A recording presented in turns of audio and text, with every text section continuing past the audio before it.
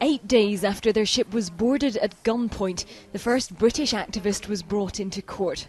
Long live Putin. Ian Rogers, an engineer from Devon, now arrested on suspicion of piracy and told he'll be held without charge for 2 months. We were basically forced to come here by force, by the use of guns, and we were detained. We've been detained from the 19th. These people have had plenty of time to collect any evidence of our ship, of acts of piracy, which even your own leader doesn't agree with.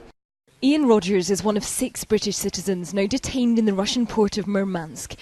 Among them, Alex Harris, 27 years old, a communications officer on her first trip with Greenpeace abroad. And Philip Ball, who describes himself as a cameraman. He recorded this message before he left. Kids don't like you being away. To not be able to pace yourself and say, OK, I'm away for a week, I'll come back next Tuesday, actually not entirely sure when I'm coming back.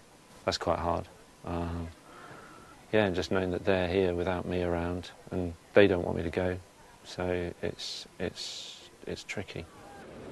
A small group of Greenpeace activists attempted to scale the Russian oil rig last Wednesday.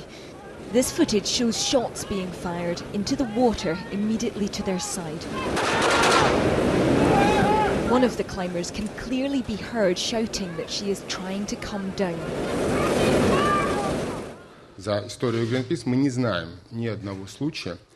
In the history of Greenpeace, we haven't experienced such a case of aggressive action by a state after a peaceful protest which has nothing to do with any criminal offence.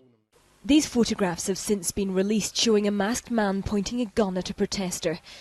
Another shows an officer brandishing a knife.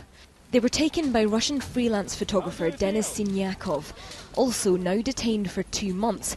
He maintains he is a journalist, not an activist.